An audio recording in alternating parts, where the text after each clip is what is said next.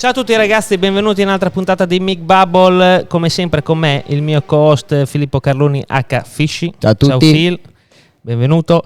E oggi insieme a noi per la prima volta abbiamo una MotoGP Legend, 8 anni in Ducati ufficiale, campione del mondo 125, Romagnolo Doc, direttamente da Forlì Andrea Dovizioso con il numero 4. Ciao Dovi, ciao. Ciao a tutti. Ciao Dovi, ciao. Piacere, sempre un piacere. Grazie, è un piacere nostro averti qui. Come avevo detto nella presentazione, sei la prima MotoGP Legend Un vero vecchietto a Mic Bubble, però per noi un Hall of Famer. E innanzitutto la nostra prima domanda del podcast quando vengono gli ospiti è sempre: come va, come stai? E nel tuo caso in maniera particolare perché insomma hai avuto un po' da tribolare ultimamente. Abbastanza. Come va, come stai? Sì, aprile ho dato una bella botta con questa passione del motocross però adesso sto bene, non ancora al 100%, ma vedo la luce, faccio di tutto, quindi sto bene, dai. Ma esattamente cosa ti hai rifatto e come hai fatto, cioè com'è andata? È un po' lunga sia la spiegazione che le fratture.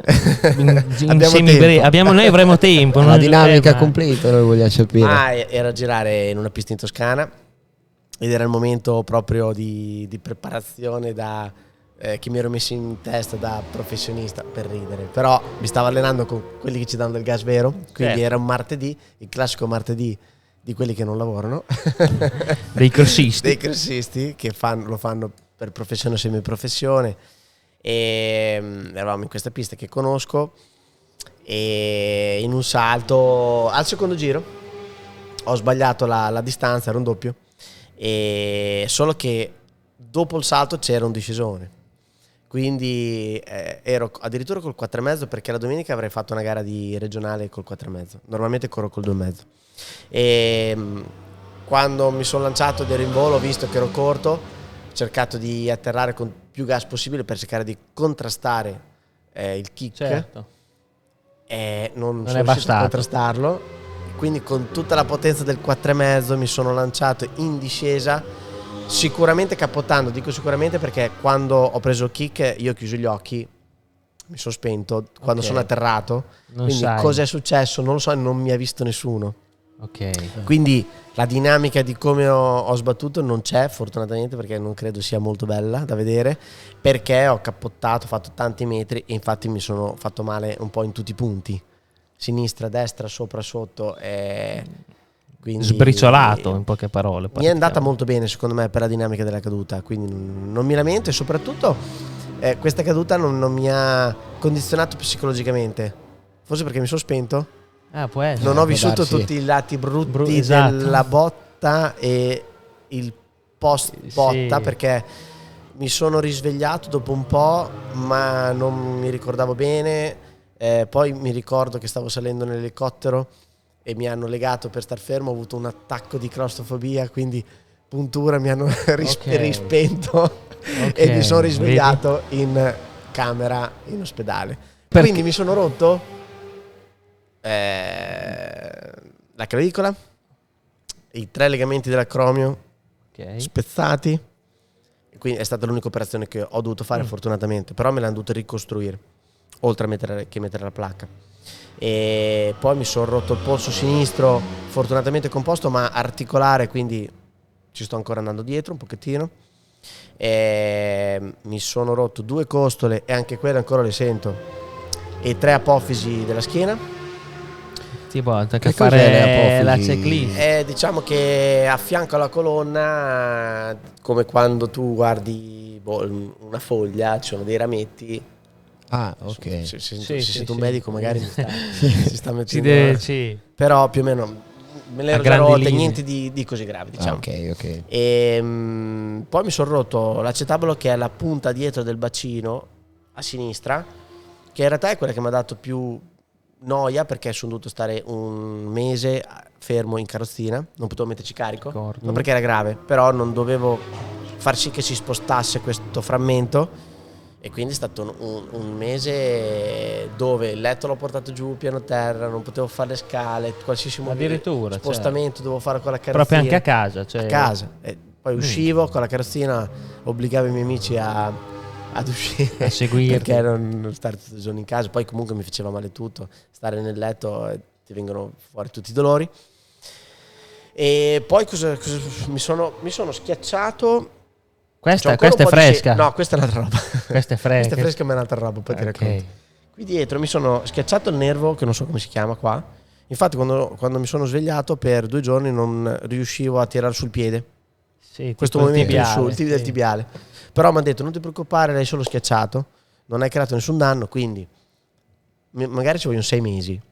Decide lui quando svegliarsi, non c'è niente da fare, però ritorna. In 3 giorni è ritornato. Quindi ho avuto fortuna. E qua avevo dei segni, probabilmente la moto mi ha sbattuto qua. Poi mi sono rotto lo sterno, però anche qui è una crepettina, niente di grave. Quindi dai, mi è andata bene. Bella lista di botte. Perché ho cappottato in discesa, lì può andare veramente in tutte le direzioni, quindi mi ritengo fortunato. Sì, poi nell'arco di poco tempo anche Petrux, no? Il giorno dopo. Il giorno dopo. Infatti abbiamo condizionato definitivamente la preparazione sul motocross di tutti i piloti della velocità. Il famoso tabù, no? C'è da tanti anni, ma poi dopo diciamo che quando ti scrivevano i piloti per chiederti come stavi, ti insultavano anche, perché hanno detto: ok, da oggi almeno per un anno non possiamo toccare il motocross per colpa vostra. È vero, grande, è vero. Tu ci hai iniziato col cross, tu col cross sei velocissimo, hai fatto anche delle gare, beh dai, insomma. A livello amatoriale me la cavo, velocissimo è un'altra roba. Sei partito col mini cross? Sì, io sono partito con la moto da cross perché mio babbo arriva dal cross, quindi diciamo che la prima moto è stata la moto da cross. E poi in quegli anni è esploso la minimoto, fortunatamente, e di conseguenza dopo 2 anni, a 6 anni, ho incominciato con le minimoto, quindi facevo tutte e 2 le discipline. Però sono partito con motocross e l'ho portato avanti fino a 13 anni, tutte e 2. Minicross, minimoto, sempre, tutte le settimane, tutte le gare, oltre che il calcio. Quindi diciamo anche calcio? Ho giocato a calcio, sì. Grande. Fino a 13 anni. Poi a un certo punto decidere cosa fare da grande. Però dopo 13 anni non hai continuato per allenarti col cross, sì? Sì, me l'ho calato tanto. Per 4-5 anni mi sono allontanato e l'ho calato un bel po'. Poi sono ritornato, ma quando sono ritornato piano piano mi è aumentata questa passione a dei livelli che non avevo neanche da piccolo. Certo, ti è venuta tipo più voglia. Molta più voglia. È sempre aumentato sempre di più. Cioè io i miei ultimi, non so, quasi 10 anni di MotoGP, io sapevo molto di più del motocross, del campionato americano, del mondiale cross, dell'italiano, gran passione, dei regionali, che di altre cose. Ho visto anche nel documentario, ma su YouTube l'avevo guardato, non mi ricordo adesso cos'era, che tra una gara e l'altra ti allenavi, insomma, sei andato in America, in California. Diciamo che sempre, perché c'era Argentina, per 2 o 3 Texas, anni c'era Argentina-Texas con il buco al centro, perfetta, cioè proprio volo la domenica sera, California, con l'amicizia che c'è con Gabriele dell'Alpinestar, mi organizzava tutto, quindi mi faceva proprio di lusso. Arrivavo in aeroporto, c'era il pick up pronto dell'Alpinestar con le moto sopra, i 3 borsoni, perché portavo sempre amici, 3 borsoni con l'abbigliamento, e facevamo 2 o 3 giorni di moto, non di più, perché comunque il sabato sera volevamo andare a vedere la gara di Supercross. Bello spettacolo? Dove era? Ma per tutto. Uno, perché un po' di piloti li conosco, il mondo del Supercross è più bello del mondiale cross. Il livello è anche più alto? Nel motocross no, motocross americano, motocross mondiale no. Sarebbe il national. Adesso diciamo che sono di un livello simile, forse più alto addirittura il mondiale, negli ultimi anni, cosa che in passato gli americani hanno dominato per tantissimi anni. Però è cambiato, diciamo, un po' il motocross, ma semplicemente perché in America conta il Supercross, punto. E i soldi e le case puntano tutto sul Supercross, di conseguenza tutti si dedicano a quello. Poi 2 settimane dopo che finisce il Supercross, che ci hai fatto 17 gare consecutive e tutta la preparazione d'inverno, ti fanno fare il motocross per 12 gare consecutive, ma non hanno fatto nessuna preparazione né di moto, perché conta fino a un certo punto, è proprio diverso. Ma è molto diverso a livello pratico, perché la differenza, un occhio un poco esperto come il mio, non capisco dove Supercross sia. e motocross? Sì. No, c'è un abisso. C'è un abisso, perché il motocross è tanta velocità, salti lunghi, tante buche, le piste si devastano, tante canali. Il Supercross è tutto compatto, salti le completamente rampe, dei dritti. muri. Se non le vedi dal vero non ti puoi rendere conto di che cosa fanno. Ma ci hai girato in una pista di Supercross? Assolutamente no. Assolutamente no. Assolutamente no. E neanche in Italia più di tanto, che potrebbero essere abbordabili, ma il Supercross in America non è possibile. Da pazzi scatenati. Non è possibile, e lo possono fare loro perché lo fanno da piccoli. Cioè, lì vai là, cioè, salti davvero? qui, vai lassù e puoi atterrare solo qui. Cioè, l'atterraggio è ripido, corto. E poi dopo c'è subito un altro, cioè, c'è Se arrivi subito lungo un'altra ti fai beta. male, se arrivi corto è una certezza che vai all'ospedale. Cioè, non c'è. E le whoops assolutamente da skippare. Ok. No, è un altro mondo. Un altro È bello step vederlo. ancora. Bello, grande. Ho capito, ma per continuare a parentesi cross, tu che ti stai sei tornato a girare dopo che ti sei fatto male? Sono tornato. Cioè ci ritorni, No. Sono tornato, come ho detto Continui. prima, non mi ha neanche traumatizzato Ok. questa botta, a differenza di altre botte, quindi no. Anzi, sono tornato troppo presto per chi mi segue nella riabilitazione, però ormai mi conoscono da 20 anni. Certo, no. Non è che ci sono messi Ci troppo stai conto. abbastanza bene. Abbiamo ci fatto un va. accordo. E infatti il bacino, il polso mi faceva malissimo. Ho girato 3 volte, però dopo mi sono fermato un po' perché mi dovevo mettere a posto veramente fisicamente per altre cose, quindi è 3 settimane che non tocco la moto da cross, Ce n'è di voglia? ma domani ci vado. ecco, la Ci risposta è ritorno. questa. Ma invece questo qui, sta bracciolina fresca? Ma no, sta bracciolina è proprio da Motorino, scooter. No, Dai, dillo bici, ma BMX da pump track. Ok. Perché con il mio amico e mio cugino a volte facciamo d'estate l'attivazione mattutina alle 7 della mattina appena apre sto parco, 15 minuti di un giro, non so se hai mai provato il Nella pump pump track, track, il cuore va su di brutto, fai fatica a fare un giro, ma un giro da 30 secondi, è tostissimo ed è un allenamento sensato. Solo che ho fatto proprio la cavolata da principiante, quando parti da sopra per lanciarti giù, ho fatto una pedalata di troppo, ho toccato il pedale, mi ha alzato la ruota dietro e quindi sono atterrato giù di tibia. di tibia, ma proprio sfigato, dai. Ok. Ragbrazola. Sì, no, sono andato dietro 3 settimane, Sì. però Ci sta, siamo fatti abitudine. così. Ma ripeto, per concludere la parentesi cross, che tu adesso stai trattando, c'hai per le mani, insomma, un bellissimo progetto, se non sbaglio. Raccontaci nei dettagli, perché ci eravamo sentiti e io almeno vorrei anche venire a girare, quindi Sarà meglio. mi aspetto. piacerebbe molto. Racconta questo nuovo progetto. Ma è storia lunga, io da 10 anni che cerco un posto dove creare un mio parco, solo che noi romagnoli lo vorremmo in Romagna, lo vorresti a fianco a te per poterlo vivere oltre che crearlo, di conseguenza è molto complicato perché quello che ho in mente io hai bisogno di 20 ettari, cioè stiamo parlando di tanta terra, e fai fatica a trovare così tanta terra tutta insieme in un posto dove puoi far rumore. E ho scoperto che dopo 10 anni che cerco, mi muovevo nelle cave, alla fine creare una roba da zero era impossibile, troppo complicato. Allora ho detto, se veramente voglio fare qualcosa devo trovare qualcosa di esistente e capire che caratteristiche ha, se posso fare veramente quello che voglio io.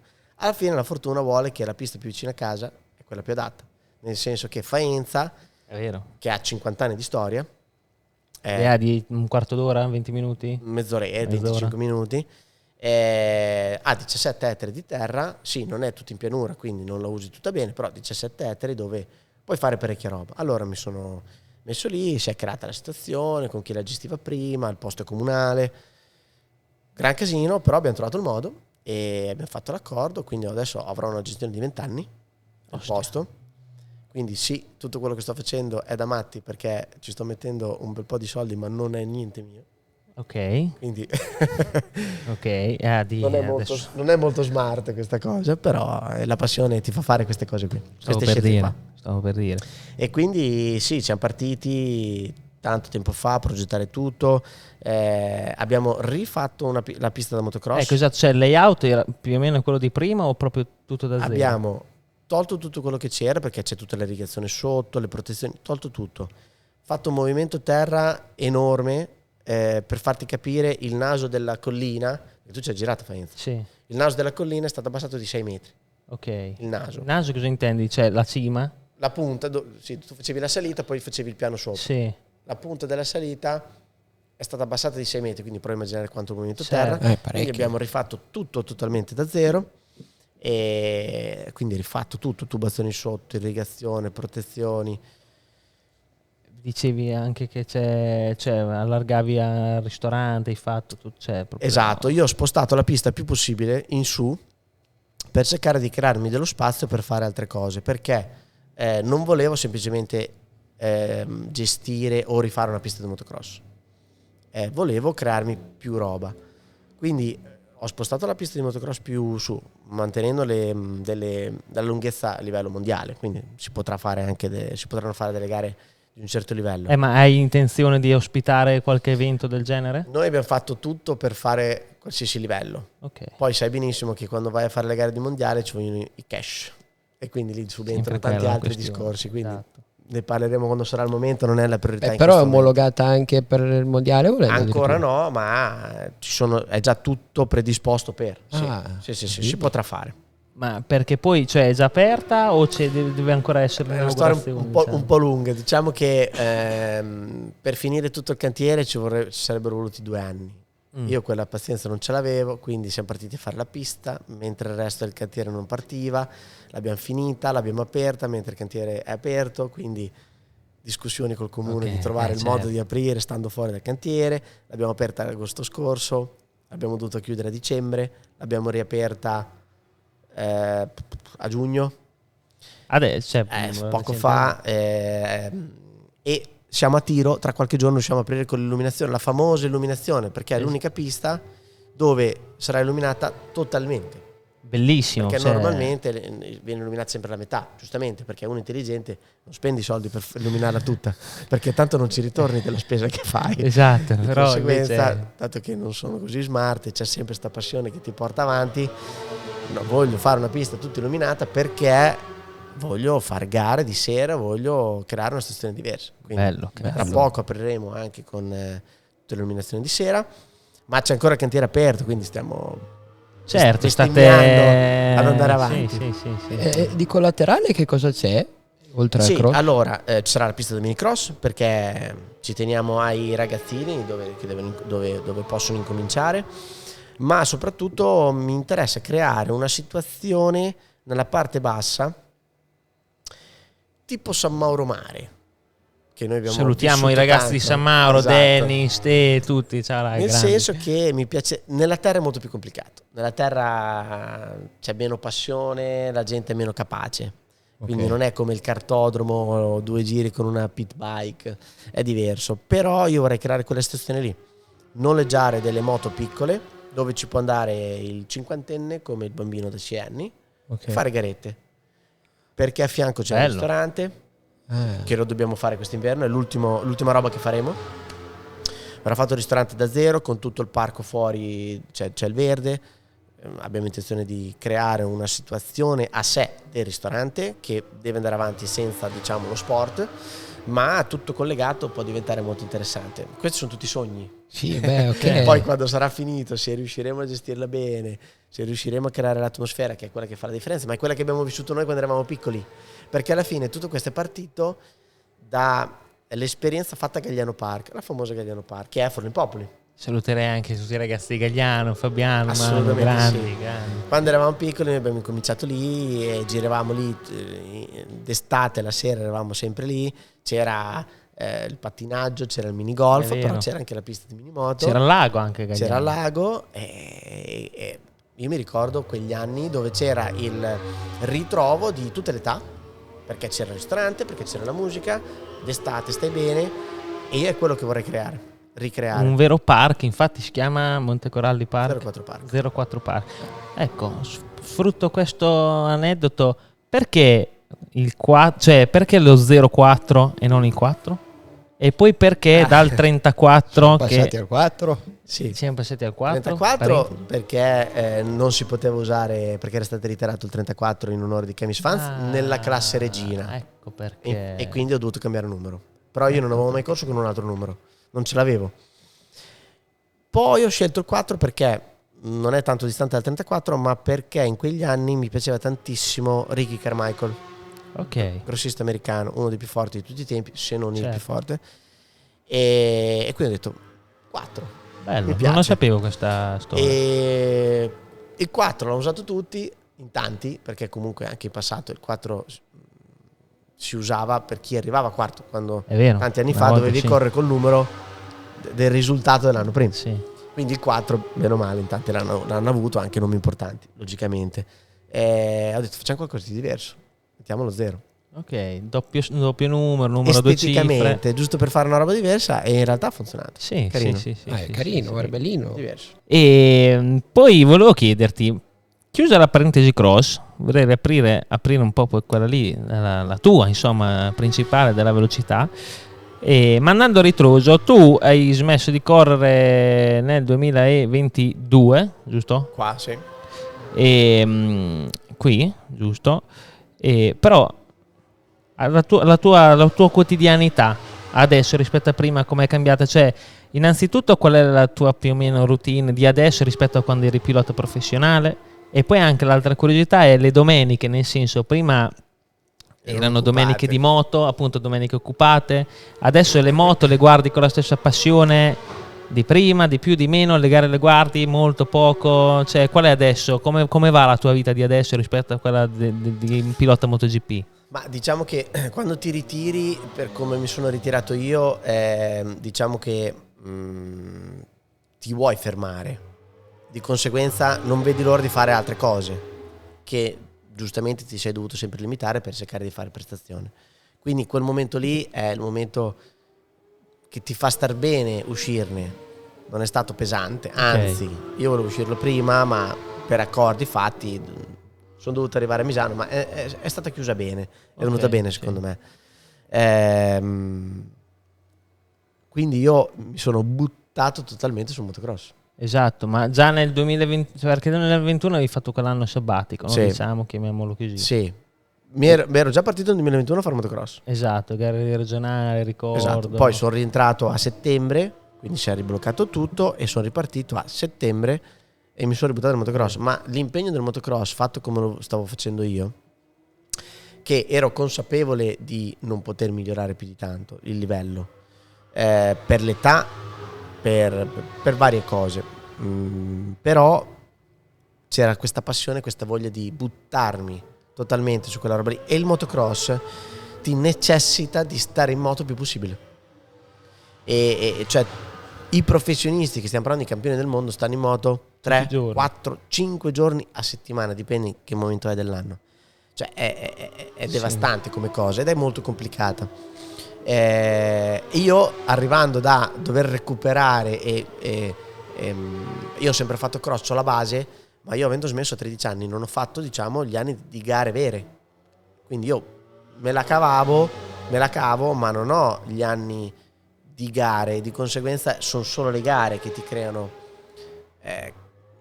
la base di come stare in moto, di come guidare, perché le piste si distruggono in gara. Tu puoi andarti a allenare quanto Cambia vuoi, molto, ma sono le gare che ti allenano, ti formano veramente.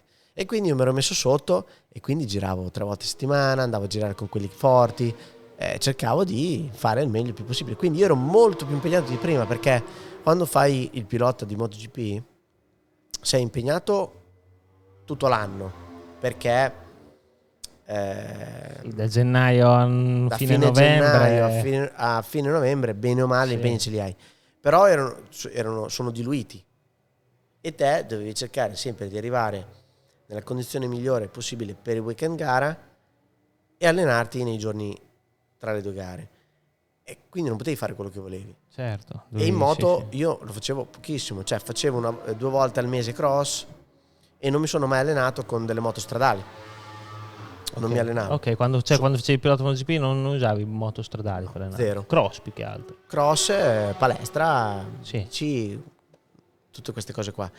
Di conseguenza, quando mi sono ritirato ero molto più impegnato di prima, perché Fare girare un sacco di giorni a settimana. a 37 anni fare 3 volte a settimana cross, Infatti anche fisicamente è più impegnativo. non facevo fatica, non ce la facevo.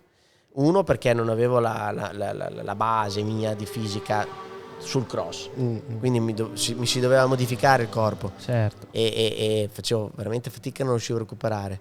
E comunque dedicato totalmente a quella roba lì, e ogni domenica potevi fare una gara, perché nel motocross hai vari tipi di campionati di vari livelli, e più gare fai e dopo tante gare incominci ad avere una base, quindi è autolesionista come sport. Sì, Cioè, se non ti fai male, se cadi non ti fai male, è comunque distruttivo al massimo livello, quindi è proprio da matti. Io vivevo su quello totalmente, oltre che ad essere presente nella costruzione di tutto il park, che è stata molto complicata ed è ancora molto complicata, perché finché non parte ci sono tante difficoltà da gestire. Certo. Quindi io ero molto più impegnato e mi sono allontanato dalla velocità, non che non la guardavo, nel senso che io sono appassionato dello sport, in generale un po' tutti gli sport, quindi a me piace sempre capire, e quindi io registro e me le guardo bene le cose, e guardo quello che mi interessa e non guardo altre robe,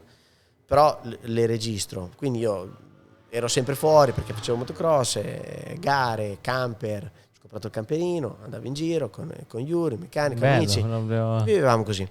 Però avevo bisogno di staccarmi dalla velocità, perché gli ultimi 2 anni non sono andati bene, ti stavano strette certe cose, non ti piaceva vedere certe robe, quindi avevo bisogno di disintossicarmi, mettiamola così. Certo. Non perché era una roba brutta, ma avevo bisogno di spazio, e quindi mi sono dedicato totalmente a... Seguendo sempre comunque, appunto, come hai detto, cioè, gli hai dato sempre la tua passione, tanto immagino che sia anche la MotoGP, insomma. Assolutamente, domenica sera, lunedì, io mi riguardavo tutto. Secondo te ti sei ritirato al momento giusto? Perché rispetto ad altri, te comunque non eri bollito, venivi anche da stagioni molto molto molto buone, voglio dire. Sì, allora, da un lato forse sarebbe stato meglio, se guardiamo i risultati, quando mi sono ritirato con la Ducati a fine 2020, sarebbe stato il momento forse migliore per fermarsi.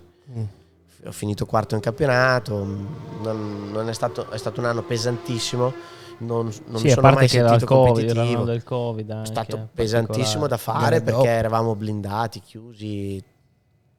Tamponi su tamponi, sì. No, ma il brutto era il weekend. Cioè, era pesante. Per me era pesante perché non ero competitivo, perché avevano cambiato la carcassa della gomma, che mi ha tolto i miei punti di forza.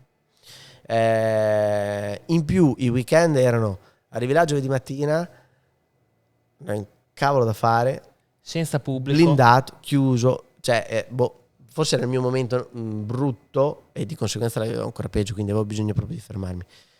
Poi è venuto fuori questa situazione di Yamaha, come tutti i piloti, e se vai a guardare nella storia, tutti, non ce n'è uno che si è salvato su questo aspetto qua.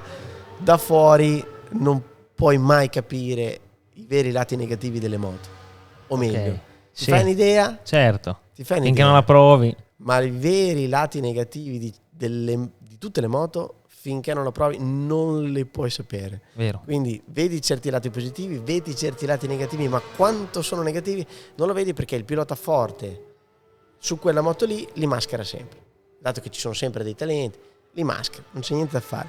Ma prendimi un esempio di qualsiasi pilota di qualsiasi livello, ci ha sbattuto il naso. È vero. E a me è successo la stessa roba. Io pensavo non fosse apposta al 100%, ma non pensavo ci fossero dei problemi così grossi su certi aspetti.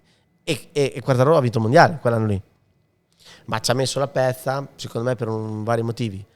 Gli avversari non hanno portato a casa al massimo, lui sfruttava perfettamente i lati positivi della moto ed è riuscito a portare a casa il campionato, è stato bravissimo. Però la moto aveva dei limiti importanti, e quindi è stato veramente brutto quell'anno lì. Cioè, mi sentivo in gabbia, non avevo la possibilità di lavorare, ma perché in quel momento lì la Yamaha... Scusa, ti interrompo, ma di questo ti eri già accorto nel 21, la seconda parte, sì, insomma, quando hai iniziato? Sì, subito. Però ho detto, da pilota tanto te la devi sempre un po' raccontare. Quindi certo. Dici, ok, c'è l'inverno, magari la metabolizzo un po' la moto, adesso ripartiamo a febbraio, no, diventa più mia. No. Fai i primi 2 giri a Sepang, mi sa che più o meno non ci siamo. Vabbè. Però in quel momento lì la Yamaha doveva ancora capire che doveva veramente cambiare un po' di cose grosse, tante cose, e quindi parlavo con, non venivo capito, ma perché ancora loro non avevano capito certe robe, cose che invece adesso hanno capito, infatti stanno rivoluzionando. Poi ci vorranno degli anni, sì, però intanto ti sei mosso. Certo. Lì io facevo i meeting e parlavamo della pressione davanti che non la gestivano neanche bene.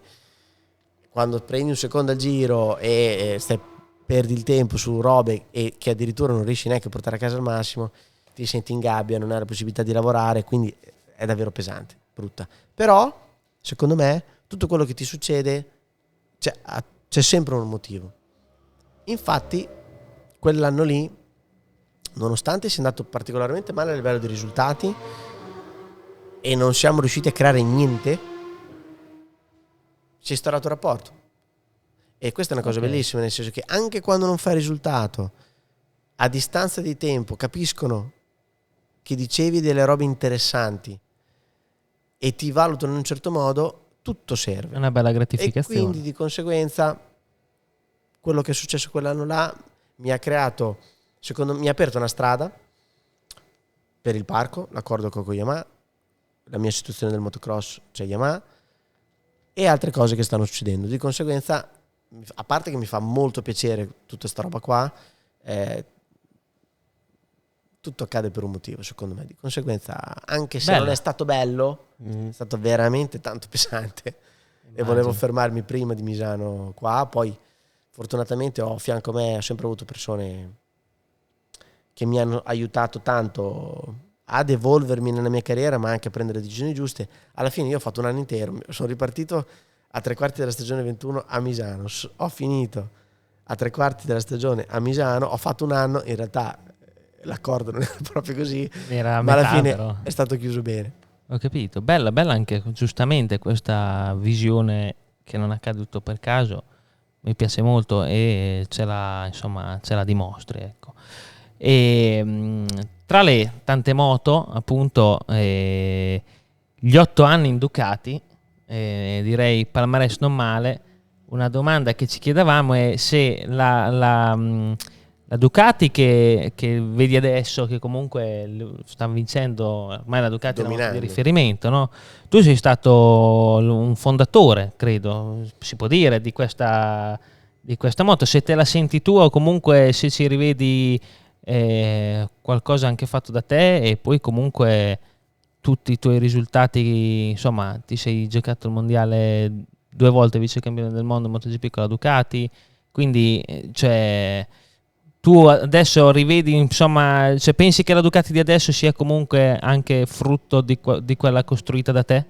Ma sicuramente sì, è logico che è sempre un lavoro di squadra, uno squadrone, nel senso che dietro c'è veramente tanto, come raccontavo prima la situazione di Yamaha. Tu puoi dire quello che vuoi, ma alla fine ci deve essere la struttura per poter lavorare, quindi se la Ducati è arrivata a questo livello in questo momento qui è perché è stato fatto un lavoro di tantissimi anni in un certo modo, con tante difficoltà, tante litigate, ma che comunque ha portato una continua evoluzione. E secondo me, come tutti i progetti così importanti, così grossi, non hai la situazione sotto controllo, ma continuando a spingere tanto ti rendi conto di avere dei vantaggi confronto a degli avversari, e quando riesci a capire queste cose qui, allora ci spingi e capisci come continuare ad evolverti. Anche se continui ad avere dei lati negativi,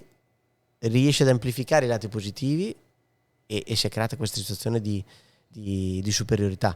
Ma diciamo che nella MotoGP è successo qualcosa di particolare negli ultimi 10 anni, cioè è proprio cambiata la MotoGP. Questo tu ce lo puoi raccontare, perché c'eri nel 2007, 8 primo anno, fino all'anno scorso, 2 anni fa. Diciamo che non è che c'è stato un anno, però le giapponesi fino all'anno scorso, o la Honda magari ancora adesso, lavora come tanti anni fa. Invece in Ducati, mano a mano che si è evoluta la situazione dal 2014 in poi, si è creata una struttura, hanno capito che dovevano creare una struttura in pista e a casa diversa.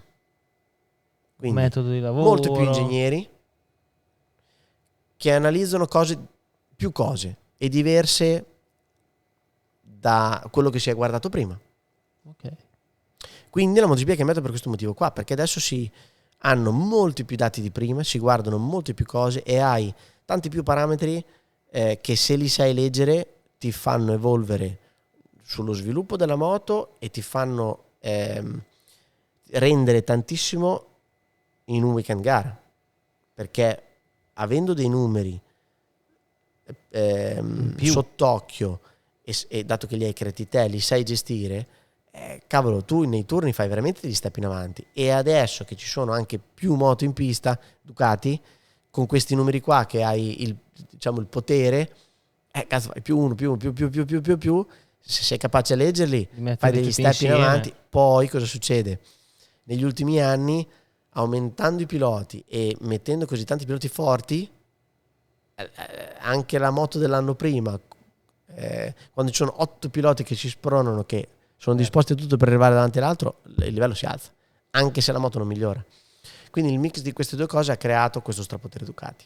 Cioè è riassunta molto velocemente, però diciamo che è cambiata totalmente, e la Ducati è stata molto brava a capire questa cosa qua e a spingere tanto in delle direzioni dove i giapponesi non ci hanno proprio creduto. Secondo te hanno un po' dormito i giapponesi? Totalmente, senza il po'. Cioè, poi un'altra cosa, te hai guidato la Yamaha, che la guidavi già nel 2013, hai fatto una stagione... sì, 12. Cioè, rispetto a quella del 2022... vedi? C'è lì, girami sto imbroglio. È una dichiarazione questa che ho sentita anche, insomma, ecco, da altre. Domanda da giornalista serio: è cambiata di più la Ducati 2014-2020 o la Yamaha 2012-2022?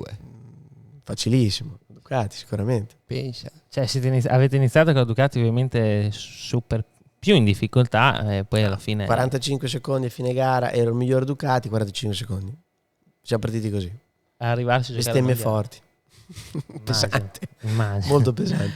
Però è stato un percorso molto molto molto molto tosto, ma che alla fine mi ha arricchito tantissimo, perché quando fai un'evoluzione così importante a livello personale, a livello sportivo, mi ha formato. È tutto serve per arrivare a questo risultato qua, non accade per caso. È logico che gli anni miei, diciamo che arrivare là davanti era un po' anomalo, quindi quando ci arrivavi era una festa. Adesso è la normalità, quindi è una roba completamente diversa. Semplicemente i piloti, chi si sa gestire meglio arriva prima degli altri piloti Ducati. È una situazione completamente diversa, diciamo. Però cioè, non è neanche facile, secondo me, tutti quegli anni in Ducati all'inizio comunque a prendere appunto delle belle batoste, 45 secondi, comunque star lì tutti gli anni e arrivare al culmine alla fine, insomma deve essere stato un lavoro ci devono credere tutti poi più cioè, tosto, pesante comunque tutti quegli anni, nel senso, uno magari dopo 2 o 3 anni dici magari... Sì, diciamo che mi ha aiutato non il piano B. Ok. Perché io comunque ho fatto dei buoni risultati prima. Terzo con l'HRC, quarto l'anno dopo con una moto satellite Yamaha, quindi bene. Poi scusa, quelli secondo te ti hanno dato la possibilità di entrare in Ducati? Ma no, ma lì è stata semplice. Io ho fatto l'ultimo anno in HRC, che ero abbastanza stretto lì dentro, c'era un Dani e un Casey. Infatti dopo ne vorrei parlare. L'anno dopo c'era disponibile la Yamaha satellite, e primo incontro dico: questa è la moto, rimane così, questo finisce lì. Vai. Infatti c'è stato il famoso problema dei freni. Io, essendo uno staccatore, ero quello che ne avevo bisogno più di tutti. I freni erano al limite quegli anni lì, quindi c'era una continua evoluzione e quindi in un team satellite non arrivavano, ma io non potevo finire le gare se non avessi preso quei freni lì. Okay. Vabbè, parentesi. Io quell'anno lì sono arrivato quarto e il mio obiettivo era andare nella Yamaha ufficiale. Okay. E infatti ero riuscito ad arrivare davanti a Ben Spies, che era ufficiale, quindi diciamo sulla carta la mossa era quella. ma Valentino era il suo secondo anno Ducati e ha deciso di ritornare indietro e quindi era sopra di me a livello di importanza, logicamente. Di conseguenza il mio programma è svanito quando Valentino ha deciso di tornare a Yamaha e quindi quello era, punto. Ma non c'erano i presupposti per far bene. Sì, perché non è che sono andati Ducati dicendo più fatica. Anche perché il primo anno è stato veramente pessimo, non c'era proprio la situazione per evolverla e non ci siamo evoluti in un anno. Poi dopo è arrivato Gigi e è cambiata la situazione. Il primo anno comunque abbiamo incominciato a vedere che stavamo prendendo la strada giusta, ma ancora i secondi erano tanti, finché l'anno dopo, quindi dopo un anno, è stata fatta la moto nuova. E da quando è stata fatta la moto nuova abbiamo incominciato a ridurre veramente tanti secondi e lì da lì piano piano, ogni anno, ogni gara, piano piano abbiamo scalato. Ok, ma poi dopo dici quello che puoi perché tanto capisco i dettagli, però con Ducati alla fine, cioè, saresti potuto rimanere, avresti voluto rimanere, avrebbero voluto anche loro, non so. 2020? Diciamo, no. Comunque, o comune accordo, diciamo. No, si era rotta la relazione, la relazione proprio. Ok. Si era rotto per vari motivi, ma comunque quando fai 8 anni di cose ne succedono tante. Esatto. Tanto ci litiga tanto in 8 anni. Ne succedono tante che non si sanno e di conseguenza dipende sempre uno come vuole reagire. Io in quegli anni lì più di una volta siamo arrivati quasi a dividerci. Ma ero talmente focalizzato a ottenere il risultato che almeno 2 contratti li ho accettati perché ero focalizzato sul risultato, mandando giù dei magoni su cose che non mandavano bene. Ma questa cosa qui è stato il vero vantaggio, perché andando avanti poi si è creata la situazione. Ma questo succede quando sei ben focalizzato su una roba e devi incominciare a non dare importanza a certe robe che per te sono fondamentali, sono magari una priorità perché stiamo parlando di valori, stiamo parlando di certe robe e passi sopra perché dici mi interessa più questo che questo, quindi sono disposto a passarci sopra. 2 volte sono successe queste robe e siamo arrivati fino a giocarci il campionato, quindi alla fine ha pagato questo ragionamento. E dopo, perché comunque succedono sempre più cose, ero arrivato al limite, nel senso che ok, fino adesso è andata bene, riuscivo a mandare giù certe robe, adesso non sono più disposto, ma perché ognuno ha i propri momenti che ritiene sia più o meno giusto, indipendentemente dal risultato poi finale, perché dipende a che cosa vuoi dare importanza in quel momento lì. Certo, ho fatto certi passi per 8 anni, magari dopo un po'. Dipende da tante cose. Puoi dirti molto soddisfatto comunque della carriera in Ducati, anche della carriera in generale. Sì, è logico che manca quelle ciliegine del campionato, ma purtroppo c'era Marquez in forma che KRC. Esatto. Com'è stato lottare con Marquez? Perché comunque da italiani sei stato quello che con la moto italiana, pilota italiano nel 17, 18, 19. Insomma, ci hai fatto divertire, insomma, sei stato quello che ha dato del bel filo da torcere. Poi col tuo stile di guida da staccatore così, anche le gare contro uno così, anche esteticamente proprio era roba bella da vedere. È come se l'avessi fatta ieri, cioè la gente ancora oggi mi ferma, chi con gli occhi lucidi o chi vedi che è emozionato, si è emozionato in quel toccato e mi ferma e tira fuori sempre quelle robe lì, cioè vuol dire che gli sei arrivato in quel momento lì, e quella è una soddisfazione professionale e personale impagabile. Non avrei mai pensato di poter arrivare così tanto, soprattutto uno che di base ha sempre avuto il limite di non arrivare, perché essendo un ingegnere a livello di approccio abbastanza timido, fino a quegli anni lì la massa ha sempre visto poco il dovizioso. Certo. E quindi sono troppo fiero di questa cosa qua, è veramente tanta roba. La domanda era però No, cioè io ti avevo chiesto battaglie con Marquez, cioè sì, come era lottare pesanti, con Marquez, insomma raccontaci. Pesanti perché era il suo momento forse migliore e ancora la KRC andava forte, non era secondo me così superiore o a posto, assolutamente, ci metteva la pezza lui, tipo le gare in Austria, questo cioè, è il solito mio metodo di non darmi importanza, però obiettivamente, ritenendomi uno abbastanza obiettivo, gli anni delle lotte in Austria, lui non era in condizione per arrivare all'ultima curva con me, però ci arrivava. Quindi io ho fatto il capolavoro perché l'ho letto e ho fatto l'azione perfetta, ma lui non doveva essere lì. Quindi chapeau, cioè, ha fatto anche lì qualcosa di straordinario per arrivare, e solo che da pilota lo sai ste robe. Da fuori non è che te la puoi raccontare troppo, io non riesco a raccontarmela troppo.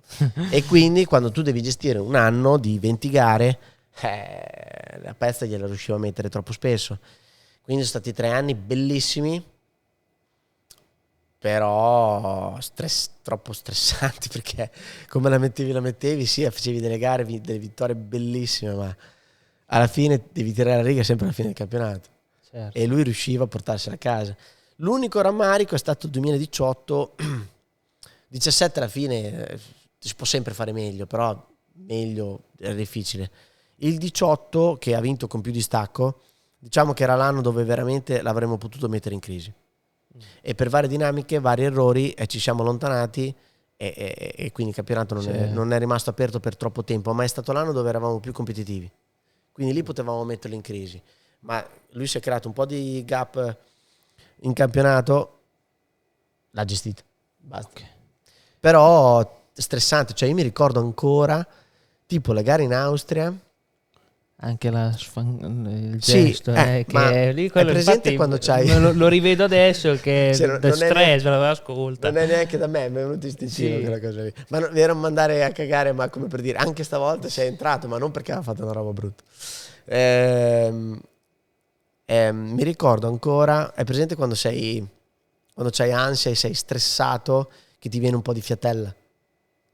Cioè io mi ricordo gli ultimi giri dell'Austria in quella stazione lì, quindi pensa come ho vissuto uno dei momenti più belli della mia carriera, come li ho vissuti, perché comunque sapevo cosa dovevo fare, sapevo i miei punti di forza, sui punti deboli, cercavo di crearmi una stazione, che cazzo l'ultima curva c'era. Cosa fai? Poi mi è andata bene, però la curva l'approcci in quel modo lì, stai vivendo quella cosa lì, e mi ricordo di aver vinto, esplosione bellissima, stupendo, momento, euforia totale, alla fiatella, c'era la fiatella, ed è brutto perché in un momento bellissimo era stressante, perché dici, ma che cazzo mi invento adesso? Insomma, da fuori si capisce che lottare, ma lottare, infatti tu che ne hai vissuti, hai visto Vale, Marquez, Pedrosa, Lorenzo, Stoner, a livello, e sei battagliato con tutti, chi, per che cosa ti ha colpito di più o di meno, nel senso, questo per questo motivo, quest'altro per questo, sì, più o meno tirati fuori nomi dove di aggettivi bisognerebbe tirare fuori tanti così, di ognuno, perché stiamo parlando di nomi storia del motociclismo, sì, grossi. Ognuno l'ho vissuto diversamente perché stiamo parlando di età diverse. Diciamo che Lorenzo è il pilota, Lorenzo e il Sitch sono stati, diciamo, i piloti che sono venuti via con te. Sì, il Sitch non ha fatto non ha fatto i salti di categoria con me, perché Sitch ha sempre avuto la caratteristica di esagerare, come lo conosciamo tutti. Di conseguenza, finché non trova il modo fa dei gran danni. Però quando lo trova, non lo batti più. E tutta la sua carriera ha fatto così. Quindi è arrivato sempre dopo. Okay. Solo che quando arrivava, non ce n'era più. Okay. E quindi arrivava sempre dopo. Invece Lorenzo abbiamo fatto tutti gli anni della nostra carriera, dall'europeo al mondiale MotoGP, il salto sempre lo stesso anno, quindi sempre stati avversari. Quindi Lorenzo è stato quello più difficile da vivere, perché è forte, appunto. Cioè poi ognuno può avere la propria opinione del soggetto, come tutti, di certe robe, che possono più o meno non piacerti, ma a livello di talento di guida, sì, veramente sì. tanta roba. E Lorenzo, la precisione, quando era convinto, gli potevi mettere una gomma dura, che se gli dicevi che c'aveva la gomma da Super Pole, lui ti faceva Super Pole. Quindi quando combatti contro un pilota del genere ed è in condizione, si fa dura, molto solfa. dura. Certo, capisco. E Dani, un altro che bene o male quasi tutti gli anni abbiamo corso nella stessa categoria quasi, anche lui quando era in condizione imbattibile. Cioè, la sua gara, la sua pista, uno dei primi, anche lui che prendeva, andava, ciao. Non ce n'era, punto. Cioè, era veramente superiore in quelle situazioni lì. Tutte Però le categorie, poi anche quando era piccolo, tutte volava. Solo che è sempre stato fragile fisicamente e ha sempre avuto alti e bassi, quindi non è riuscito a portare a casa tanti campionati per la bravura e il talento che ha. E Stoner è devastante. Ecco, visto che hai tirato fuori prima Pedrosa e adesso Stoner, l'anno che hai vissuto insieme, no? Perché eravate in 3 a KRC ufficiale. Sì. E appunto dici di Stoner di quegli anni lì, o comunque cosa vedevi in telemetria? Perché ho visto sempre una tua intervista, e non solo tu, che dite tutti che Stoner comunque era il più, quello che sembra, vi ha dato l'impressione di avere più talento di tutti. Cioè, a dire più talento non sarebbe giusto nei confronti di altri piloti, però talento puro, punto. Faceva cose... Non è che si buttava nelle robe, cioè se tu ci parli con Chiesi c'ha un ragionamento ben chiaro, non è un cazzone che si butta, assolutamente. Poi se condividi le sue idee è un altro discorso, però è molto dritto, ma quello che fa in moto e quello che fa lui col suo corpo è talento, punto. Okay. Ma a dei livelli, e il problema è che quando c'è un compagno di squadra così è la peggior cosa che puoi avere, perché più guardi i dati peggio è. Ma come mai? Perché se tu vuoi copiare uno che fa una roba meglio degli altri, non lo farai mai bene come lui. Quindi te puoi solo avere delle batoste e che ti dicono te così non lo puoi fare bene, devi trovare un altro metodo. Vedi cosa fa, ma dopo che lo vedi non riesci a farlo come lui, perché è qualcosa di talmente estremo che riesce a farlo, riesce a fare lui così. Quindi tu non puoi andare forte in quel modo lì. Devi trovare un'altra strada. Devi trovare un'altra strada. Quindi più la guardi, più ti tiri la massa. Quindi va bene, ma anche lì va misurata la cosa, perché a un certo punto vai fuori di testa, perché poi ti arriva incazzato nero con la Ducati, si sente il più forte, arriva con una moto a posto, perché era diventata a posto, perché ci abbiamo messo 3 anni, ma era diventata la superiore, perché il 2011 è stata la miglior anno della Honda. Mm-hmm. Sì, ricordo. E lui è arrivato con una moto a posto. Il problema è che per quanto era carico, per quanto era talentuoso, una moto a posto, lui non si è inventato niente. Ha solo fatto la differenza quando voleva, come voleva. Io non ricordo di lui, però tipo i primi anni di MotoGP, anche nelle categorie vecchie, lui aveva la fama di uno che cascava, non era uno che... È così, è sempre stato così, finché non si è creata la situazione giusta dove poteva gestirsi. Quindi era sempre oltre il limite, ma perché sapeva di essere più forte. Quindi andava oltre e sbagliava. Poi per non fare errori, comunque a quei livelli lì devi essere bilanciato nella vita. Cioè deve avere delle situazioni familiari o quotidiane di un certo tipo per portare a casa veramente una stabilità in pista. Quindi te puoi essere forte quanto vuoi, ma se sei uno sbandato fai una gara che fa la differenza, ma poi ti butti giù 3 gare. E quindi probabilmente, vedendolo da fuori, lui aveva una situazione familiare e altre cose molto complicata, e di conseguenza dà delle gran botte, ma sapeva di essere superiore, e quindi appena si è creata la situazione... Bel personaggio. Ma anche lui comunque l'hai vissuto anche in 125, o sbaglio? Sì. L'hai beccato anche in categorie minori? Assolutamente. Io ho incominciato in motomondiale e lui era già in 250, perché era talmente forte che l'hanno fatto partire col 250. Cecchinello. È vero. Vi ricordate la botta? Sì. Safilo. Quella gialla. Sì. Vi ricordate la botta al Sudafrica? Ma adesso non ce l'ho presa. Botta in Sudafrica, seconda gara, in prova. Sudafrica c'è, rettilineo, sinistra, destra, sinistra, in frenata che fai sinistra-destra. Forse me la ricordo. È cominciato a partire e l'ha lanciato.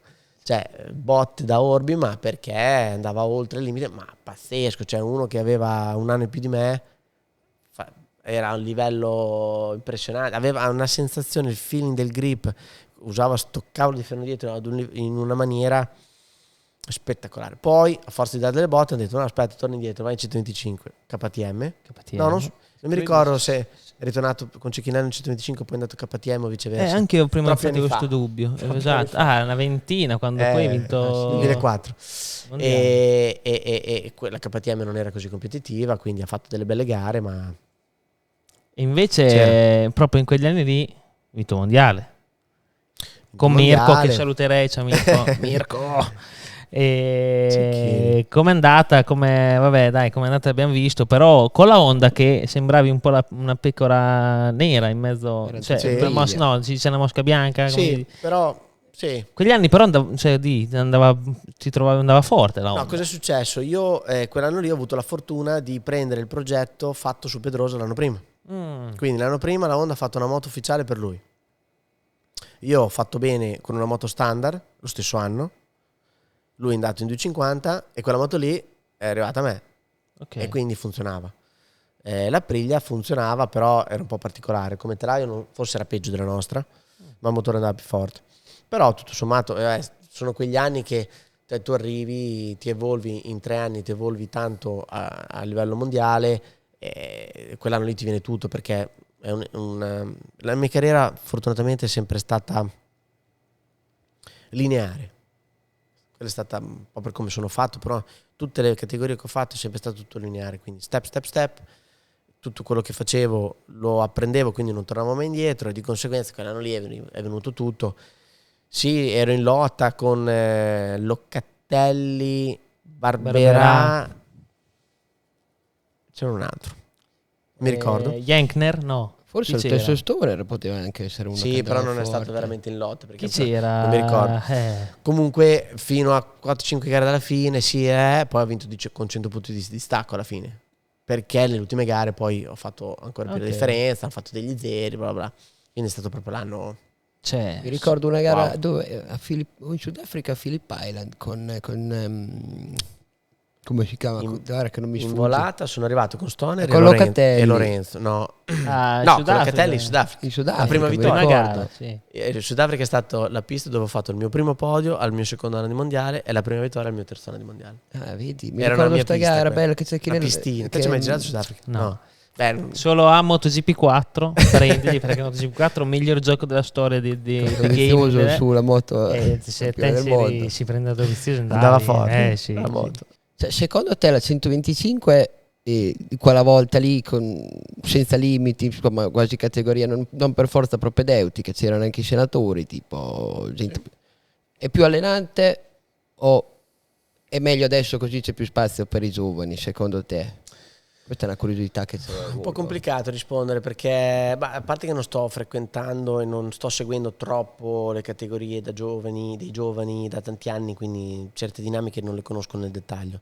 Da vedere adesso la Moto 3 faccio un po' fatica. Sì, ma a parte sono due cose, mi sembra completamente differenti. Cioè, dai, sono veramente. Faccio fatica un po'. Una volta c'erano i senatori, adesso il senatore è uno che al terzo anno già è un ventenne.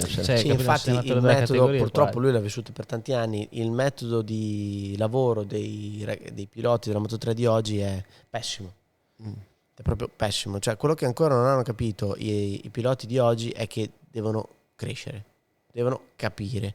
Cioè si soffermano tanto sul il risultato al momento e l'immagine, invece di pensare a perché non sto vincendo, cosa mi manca, cosa devo capire. Quindi quando fanno i turni cercano di fare il tempo e stare là davanti seguendo un pilota.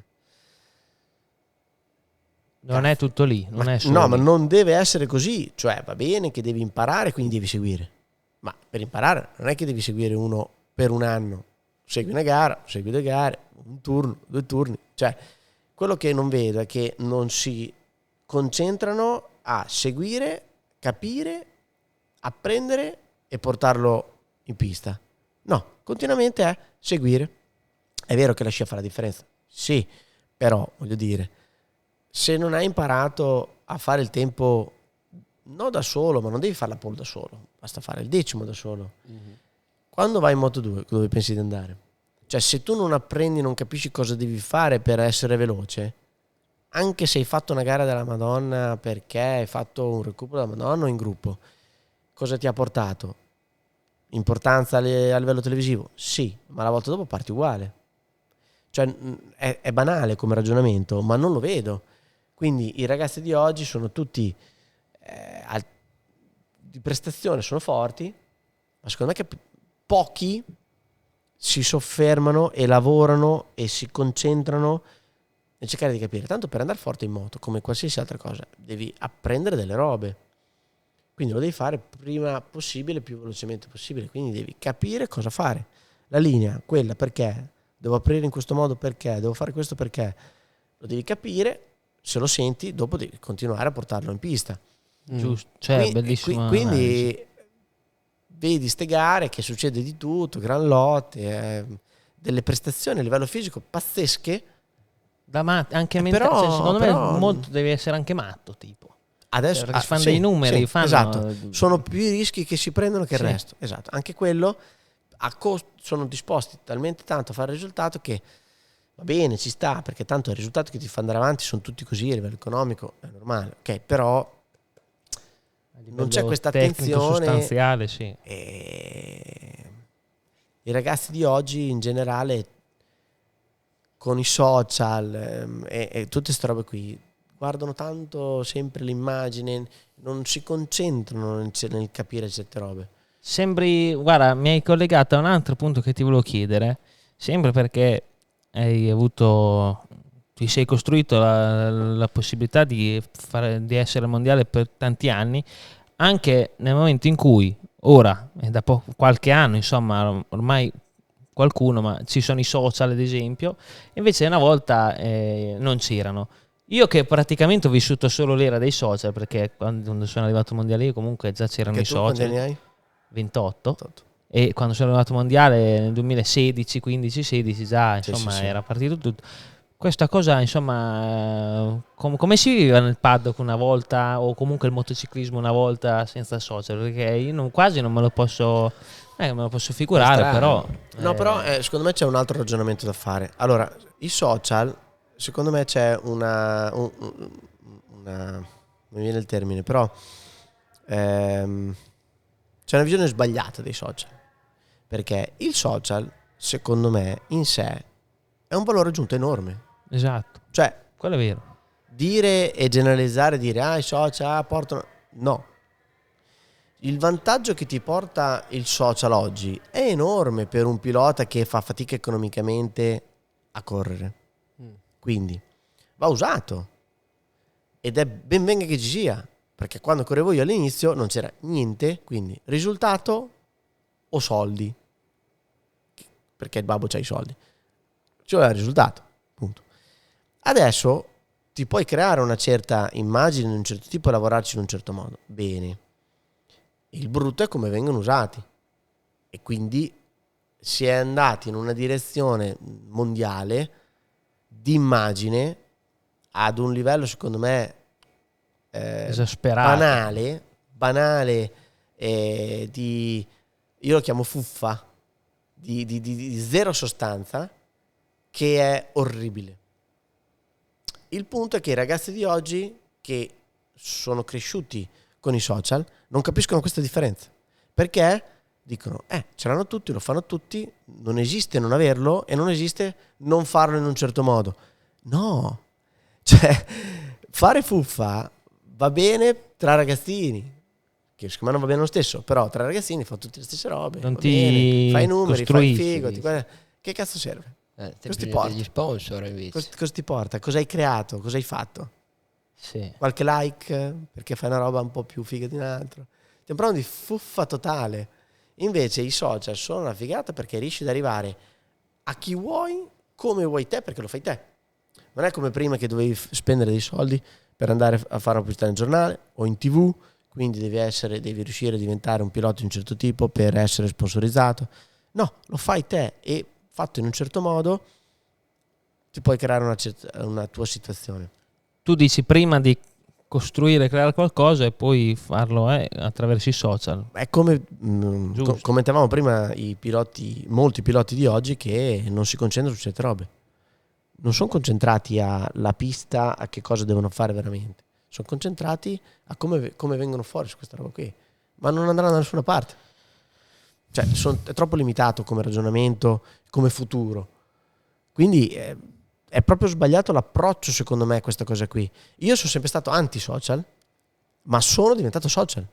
Ma perché il mondo di oggi non ti dà la possibilità, a meno che non sei un personaggio di un certo tipo o vivi veramente in un modo diverso, che è possibile.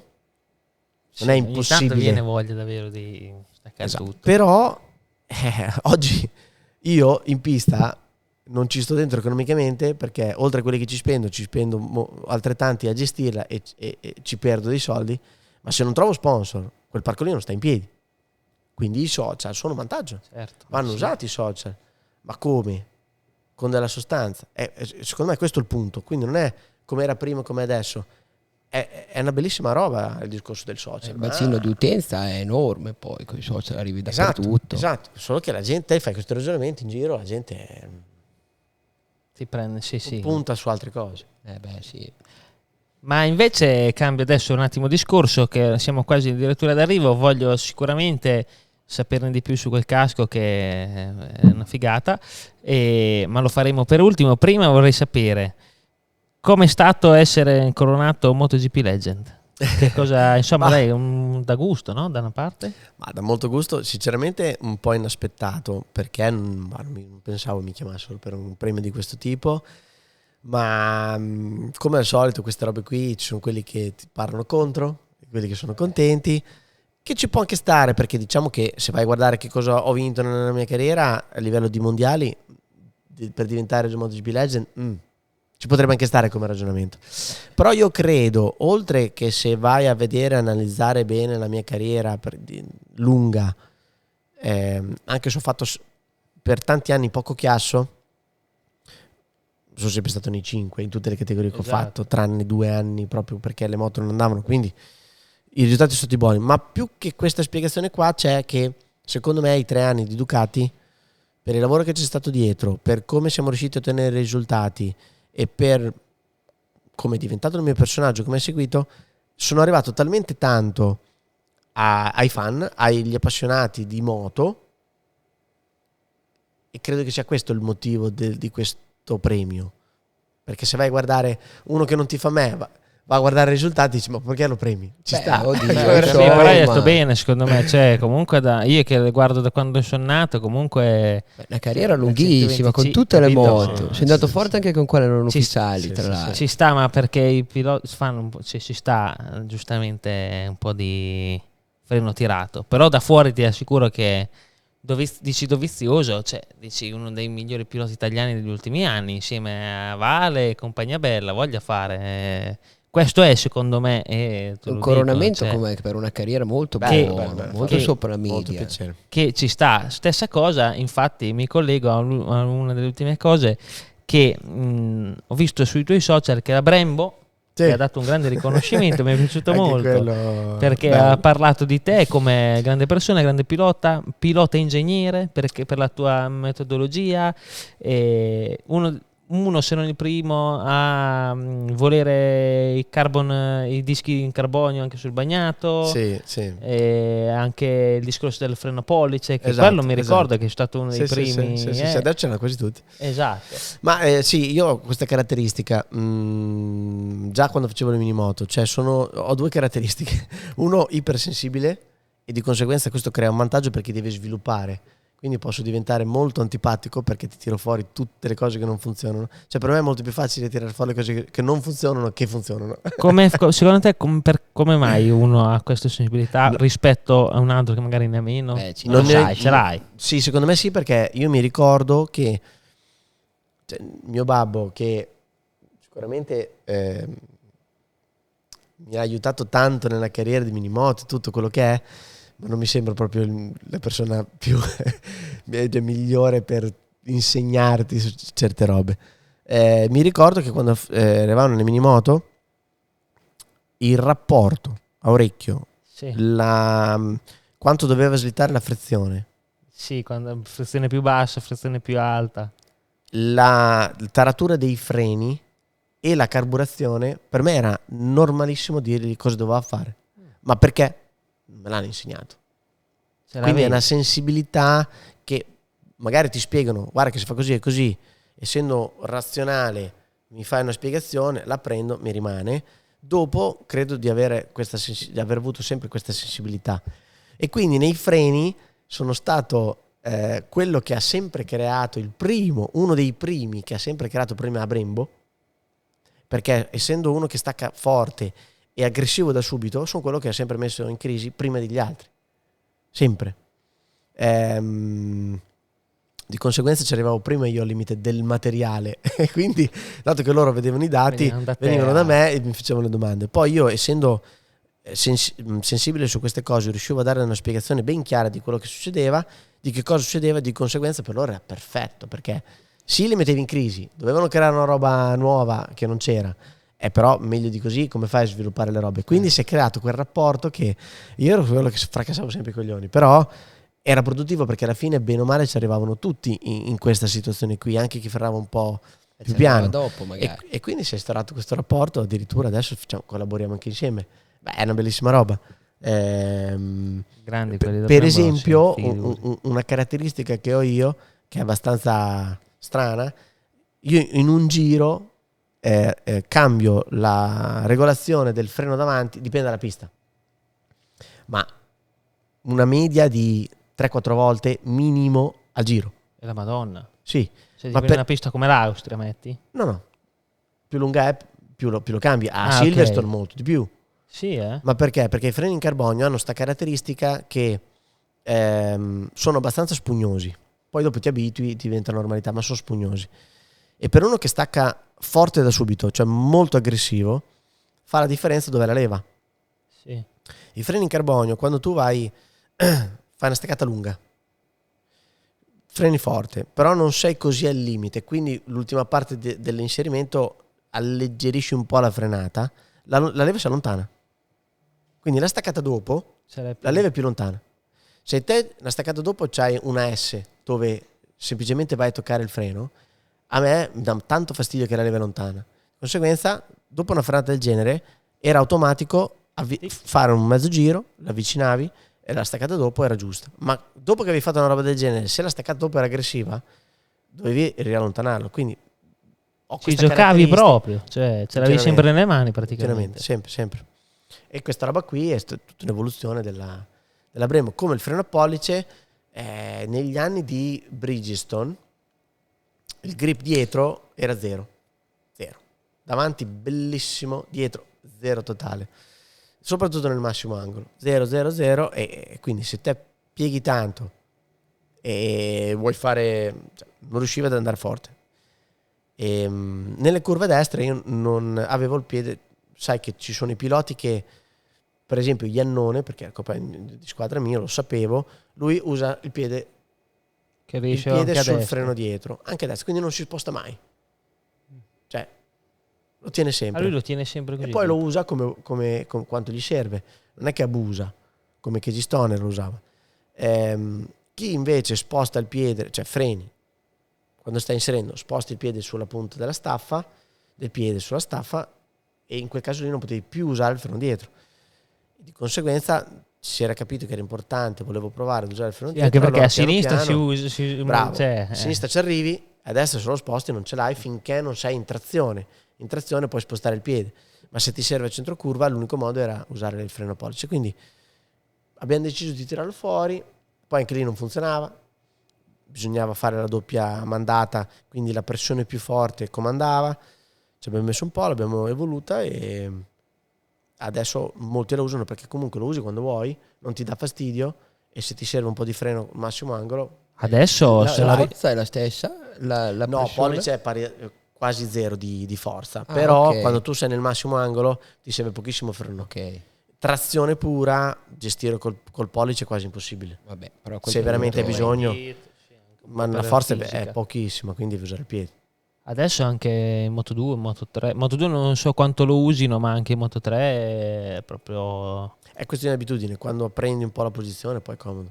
Sì. Ma invece l'ultima domanda che mi è venuta in mente, col Sitch. Io ricordo che avevate tipo, esatto, hai detto prima che siete venuti su insieme e avevate un rapporto di amore e odio, tra virgolette, no? Immagino da fuori che essendo rivali in pista vi dovevate sportellare, quindi c'era agonismo, però d'altra parte appunto è cresciuto con te, quindi non so, tu lo conoscevi, quali erano i vostri rapporti, la vostra carriera sportiva, anche delle belle bagarre, ricordi in Australia, insomma ve le siete dati sempre. Anche nel minimoto.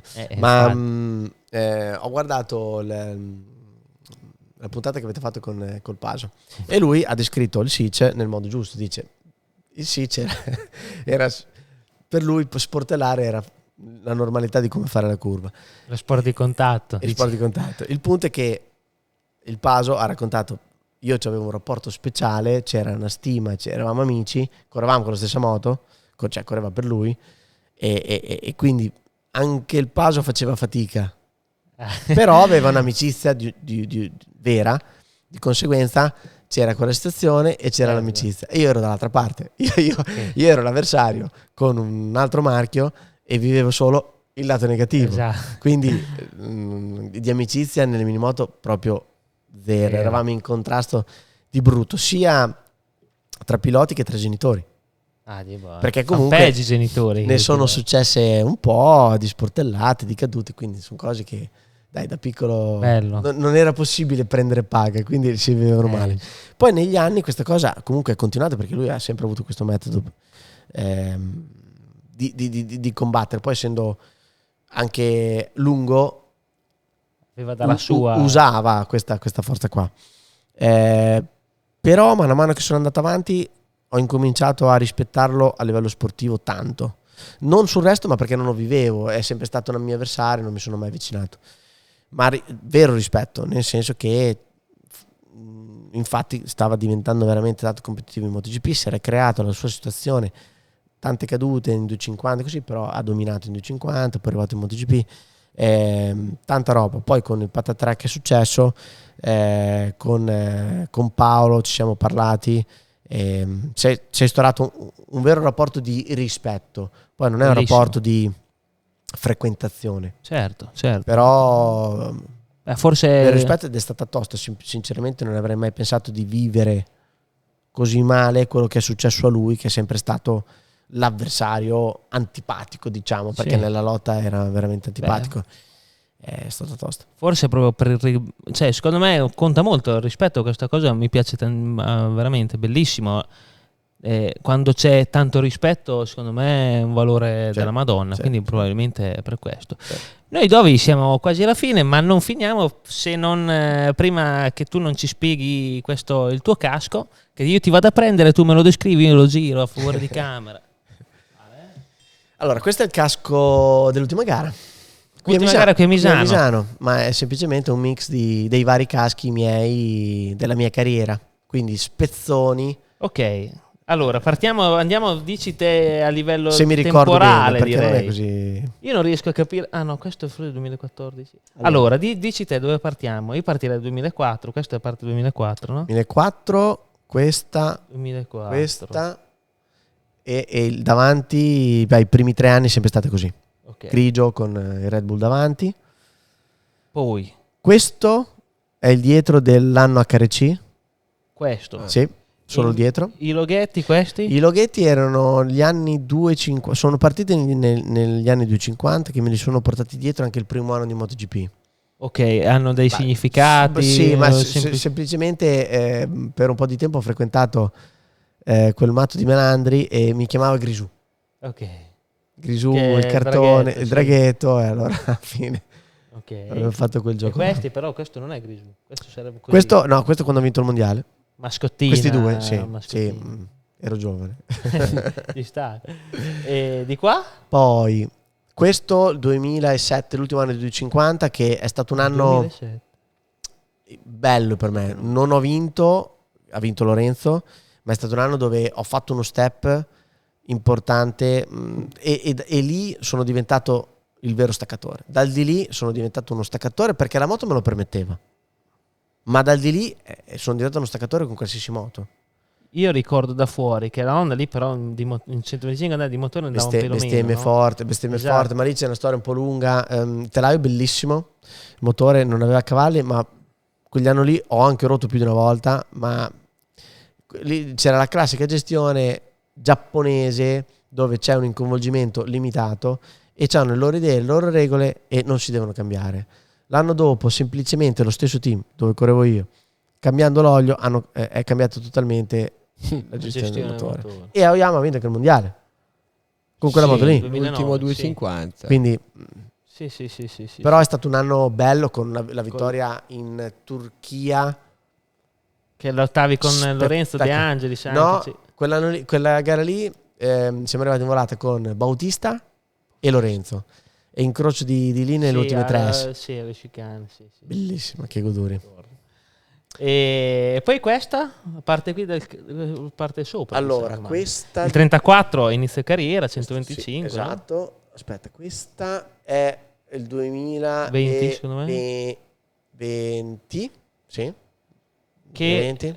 è questo qui perché No, volevo chiedere. sì, 2020, giusto. Ti volevo chiedere, non mi ricordo la cosa dei caschi. C'è stato gli ultimi anni in MotoGP, avevi il cavallo nero e il cavallo bianco? Sì, lì è partito da dottor Costa. Diciamo che descrivevi i piloti, cavallo nero, cavallo bianco, razionalità. Io da pilota razionale molto ingegnere abusavo del cavallo bianco. Il cavallo bianco è quello che ragiona sempre, ok, che è stato un vantaggio nella mia carriera, ma molte volte un limite. certo, E Costa mi diceva: va bene usare il bianco, però non esagerare perché sei pessimo, potresti fare molto di più. E questa cosa qui ha tanta verità, secondo me. E nei momenti di tipo la lotta con Marquez, sì, c'è il cavallo bianco che domina, ma poi in certi frangenti viene fuori questo cavallo nero che per uno come me è proprio una fuori dalla comfort zone strana, però che alla fine ti fa rendere il 100%. Sono quegli sprazzi bellissimi. Sì, io mi ci rivedo un po' in questa cosa. Cavallo bianco o nero? No, cioè che sono molto cavallo bianco, bianco. E uso poco il cavallo nero. Dopo con Marquez non ci ho lottato, però che nervoso quando le verifiche tecniche manata sulla visiera, Dio cioè, ma lo sai cosa non fa venire nervoso? Le domande dell'Instagram. Aspetta, allegria. Allora, si scrive Davide Pastrello _basso. Secondo me hai raccolto meno di quanto ti meritavi a livello di titoli. Secondo te cosa è mancato?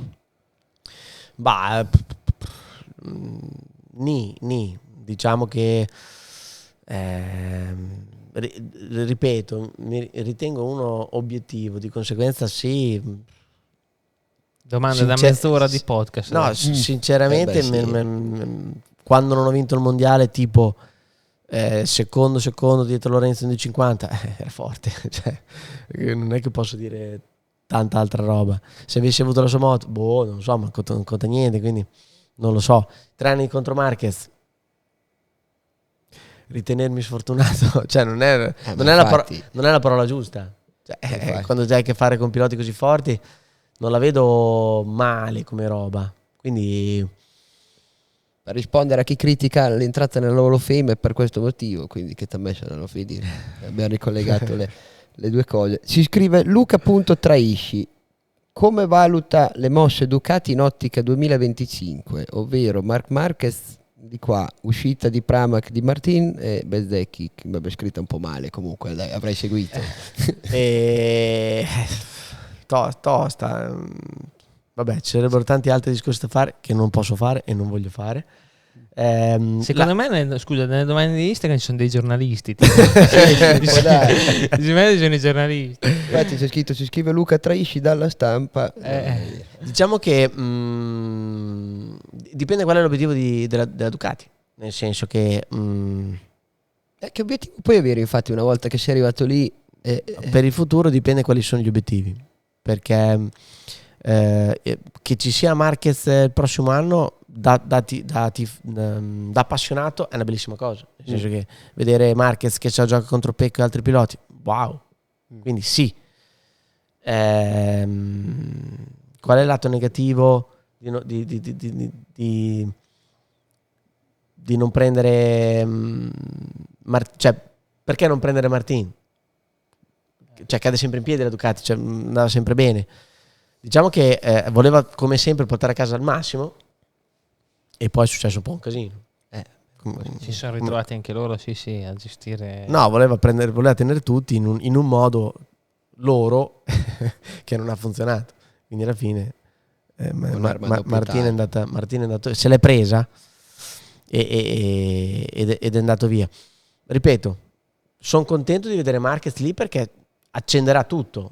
Che sia un vantaggio per la Ducati da vedere, non lo so, perché adesso Pecco è il più forte, è quello che si sa gestire meglio di tutti, oltre alla velocità. Di conseguenza non ti serve, tra virgolette, non ti serve Marquez. sì, Sono contento che l'hanno preso, ma non ti serve Marquez. Curiosità, sarebbe stato più tranquillo avere Martin? Sì, quindi dipende qual è l'obiettivo della Ducati. Scrive Ricky.93: da rivale è stato piuttosto sfidare il Rossi 2008-2010 o il Marquez 2017-2019? Beh, io combattere contro Valentino è difficilissimo perché gli anni buoni suoi, quando era convinto di una roba, la portava a casa. Punto. Quindi lui, in realtà, con Valentino io non ci ho mai lottato più di tanto, anzi.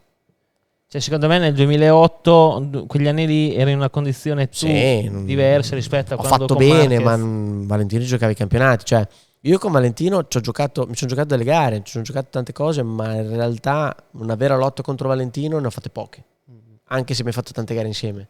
Invece con Marquez mi sono giocato i campionati.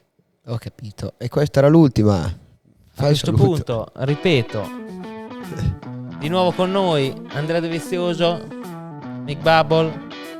Grazie a tutti, ciao, alla prossima. Ciao. Bella, ciao.